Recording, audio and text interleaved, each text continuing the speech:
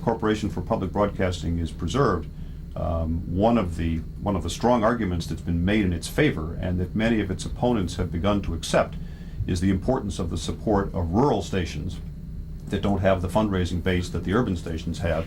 So we may see grants increasingly going toward those stations and away from us, which means we'll have to raise the balance. And as Ike points out, it really is the end of the mayoral era at WNYC, if you want to call it that, from LaGuardia reading the funnies, which was probably the single most famous moment in the station's history, to Mayor Koch's attempt to institute the John Hour, a little more infamous, right.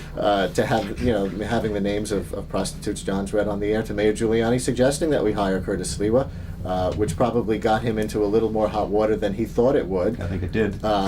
It was a mayoral agency in a way, and it's amazing that we were allowed to be as independent as we have been over the many decades. Well, maybe as a final step, I should point out that the mayor yesterday was asked whether he would make a contribution to the fundraising effort. He indicated that he would, and I remarked that he was at the very top of our list. So maybe that's the final act in terms of the relationship you described. Angela in the Bronx, you're on the line.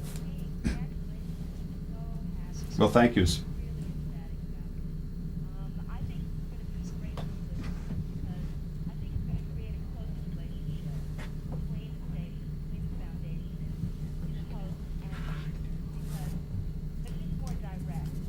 I think that's right, and I regret the fact that this is the first time that I've done this and that Brian and I have met and so on, and I think we're going to need to develop a much closer relationship between the board and the staff, between the board and the listeners, between all of us. So we really are all in this together, and I think it's a very exciting venture, and I'm glad that you share our excitement. I also think it's going to be that Station Foundation is going to be a beacon to other art organizations. The way that you handle this challenge, and I don't consider the Republican challenge to be an attack. I really think of it as a challenge that created something very good. And what it created was an initiative. What it created was creativity on your part in figuring out how to purchase these stations, to show other organizations that they can survive without government money. And some of the greatest artists in the world made their art without government money. And I know that we have that kind of imagination. We have those kind of resources in America. We need to use it. And this is an excellent example to arts organizations throughout the country to really not give up hope, put their heads together, to join with the public, the audience account. All this stuff is done not to get money from the government, but to get the audience to enrich the public.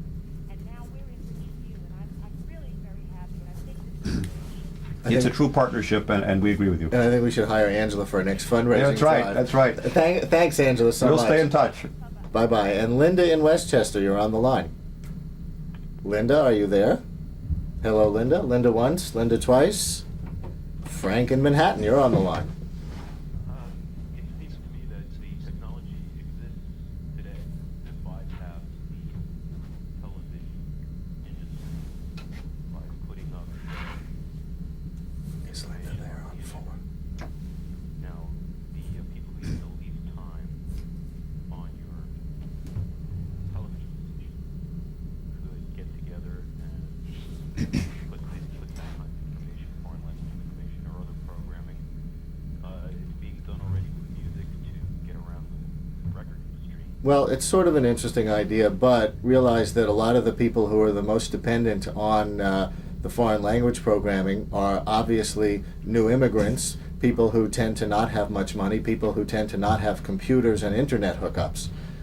So I don't know how much of that audience would be served in that way. I mean, I very much hope, and maybe Peter, you can comment on this, that even though that was the commercial side of WNYC television, technically, that it was actually providing such a service. I know I've told the story several times of the doorman in my own building who was not born here, Right. for whom English is not his first language, who was so thrilled to see the various programs in his language on WNYC television. Well, Italian soccer was one of our most popular shows.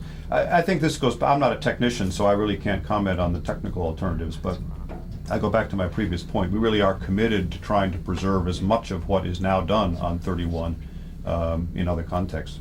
And so your point in that sense is one we fully accept. All right, Frank, thank you very much. What you said that the mayor heard your message when it came to the radio stations, but didn't hear your message when it came to the TV station. Why do you think that is? A couple of things. First of all, the value of television is so much higher than the value of the radio license. The bankers are telling the city that they expect something in the neighborhood of $65, $75, $80 million for the TV license, whereas, as I said before, the radio license is thought to be worth about $35 million. So the opportunity to have that kind of resource in the budget gap, I think, meant that they maybe didn't listen quite as hard to our attempt to articulate the mission of TV as they did on the radio side. And also, historically, the bulk of our membership has been on the radio side, and although we had begun to make inroads on the television side, the franchise, frankly, wasn't as developed, and I think they understood that. And so the combination of the high economic value and the less developed franchise on the TV side, measured against the lower economic value on the radio side and the fully matured franchise, I think is what tipped the balance. All right. My guest is Peter Darrow, the president of the WNYC Foundation Board of Directors. We're talking about the announcement that WNYC AM and FM will be sold to the foundation and preserved in their current forms. The sale price, $20 million to be paid to the city over a 6-year period. We will also get to stay here in the municipal building, at least for those 6 years. WNYC Television, however, will be sold to the highest bidder, and that means it will probably be, almost certainly be lost as a public television station here in New York City. And we're taking your calls for Peter Darrow at 212-267-WNYC, 267-9692. Phil in Queens, you're on the line. Hi, Brian. Hi, Phil. Well, partial congratulations also. I think that Channel 31 was beginning to do some very innovative things, and there's some programs that I enjoy on there, including yours.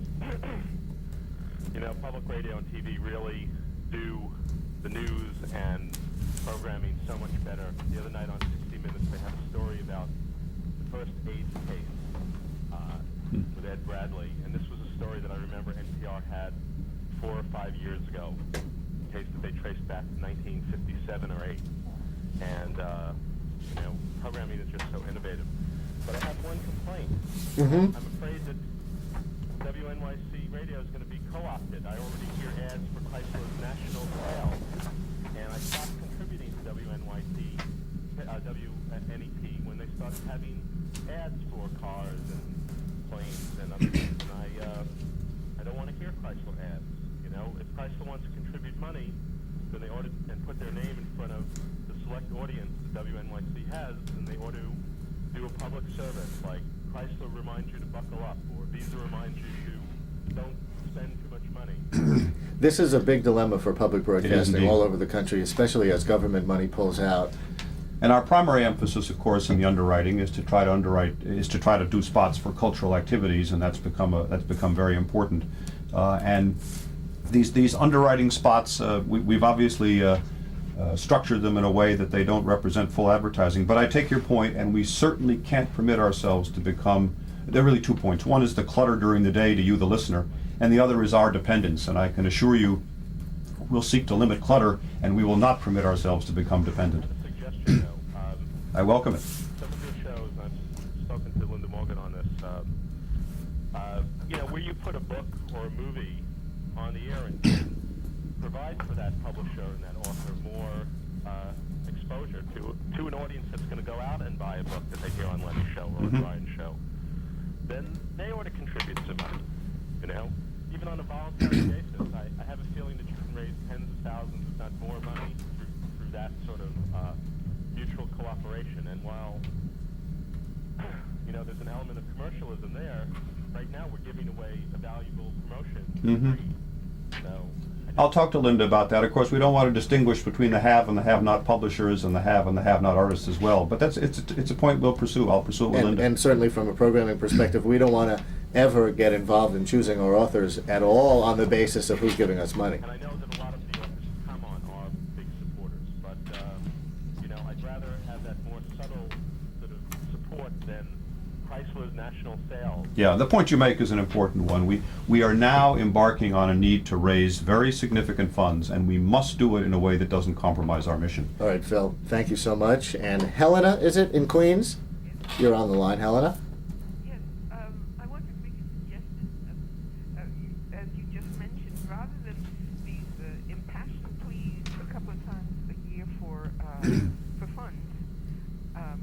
aside from that, for the space fund that you're going to need for $20 million, Mhm. why don't you set up a sort of an escrow account? People through the year, rather than sending $40 or $50 or $20 at one time, maybe they could send $5 a week, or when they can, Mhm. if they can, which would be scheduled for the fund. And even pennies grow, and with interest.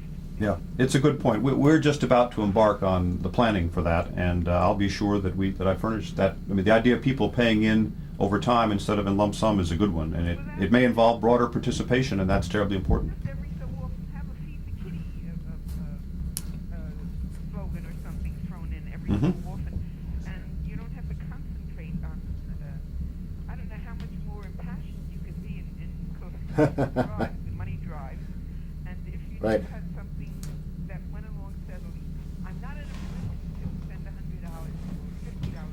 I send in the membership, but I could sort of scrape up a couple of dollars every so often through the month. Think of it as another newspaper. Buy it every day. Exactly. Yeah, it's unfortunate because those of us who do the membership drives on air, as much as I think we like it, or at least speaking for myself, I like the opportunity sometimes to re-articulate the mission of the station, and it's cathartic in that sense. It obviously drags on and on over a period of days. People sometimes feel beaten over the head with it, and yet the reality is It works. it works, That's- and nothing works like that. Right. We wish we could come on with a mellow discussion like this, and then all the checks would come pouring in from those same people who would wind up calling during the impassioned pleas and membership week. But it doesn't happen, and it's human nature, I guess. But the idea of involving people over time is one that we'll pursue. It's a good idea. I'm not talking about canceling the fundraising drives. I'm Right. talking about Supplementing. Yeah, right. for additional money to be held in an escrow account. Good. Well, that's a good suggestion, and we'll pursue it. I'll pursue it with Linda Morgan, who's our development director. Thank you, Eleanor. And Jim in Brooklyn, you're on the line with Peter Darrow. Oh, I want to